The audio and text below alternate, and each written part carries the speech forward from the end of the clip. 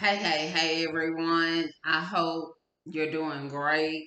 Today, I just want to talk a little about domestic abuse and how it impacts mental health. We know that domestic abuse is something that, while there's no discrimination with it, it happens across both genders, all races. There is quite a bit of data.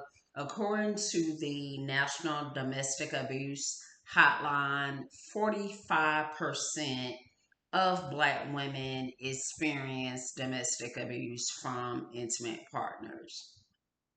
Now, this is the data that's collected, just from people who are calling in and reporting. So, we do know that so many um, people, just regardless of race, gender, do not report. So if their data is showing that 45% of Black women experience domestic abuse, we know there's so many of us who don't report. So that number, 45%, is pretty high. Um, but I feel comfortable saying that significantly half, way over half of us experience domestic abuse. And how does that impact our well being? We know that women who experience domestic abuse have higher cases of depression, anxiety, um, post traumatic stress disorder, as well as having suicidal thoughts. And this is a question that I'm asked fairly often. Um, in my local area, I volunteer with the domestic abuse shelter, and when I'm out volunteering or fundraising, just doing whatever type work, I get asked, why do women stay in these relationships? Why don't they just leave? You know, and some people, right now we're in a time where some people feel like, well, if she doesn't leave, it's not abuse. But I'm here to tell you, yes, it is. It is abuse, and there's a variety of reasons why women tend to stay in these relationships. Today, I'm just going to go over three reasons why a lot of us Black women find ourselves in these unhealthy, toxic relationships. One thing is just the normalization of dysfunction. A lot of times in our communities, um, unhealthy relationship dynamics, emotional or physical abuse, infidelity, or just the toxic masculinity is overlies and it's overlooked. And part of the reason I feel is due to lack of mental health resources, just social stigma around therapy in our community, and just those generational patterns that have existed in our community for so long. And we're just starting to break the barrier in regard to mental well being and being open to going to a therapist or going to a life coach or just having um, some type of professional support.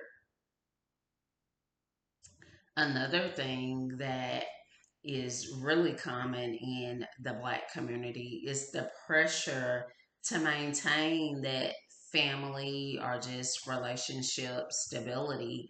Our culture values, we emphasize the importance of family, being committed, and that can make a Black woman feel guilty about leaving a relationship even when it is unhealthy.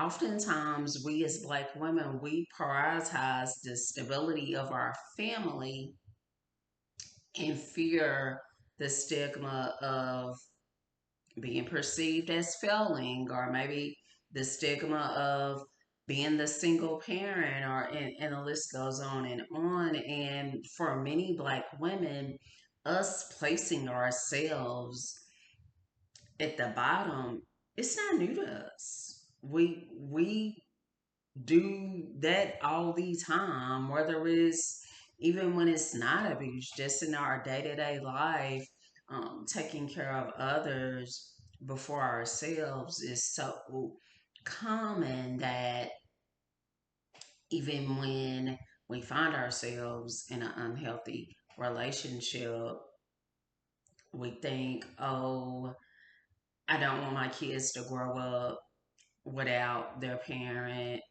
Uh, I don't want to do this on my own. The list just goes on, and we really don't think about our emotional and mental well being. And lastly, just the historical and cultural trauma Black women have historically faced. Um, Racial as well as gender discrimination. We're seeing that play out in real time right now when we look at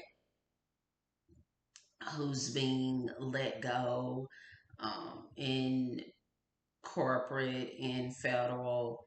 Black women were catching it. You know, we have one of the highest rates of unemployment, and that's not a new phenomenon for us. And these biases, institutional racism that we experience can manifest in us having low self esteem or just having feelings of unworthiness.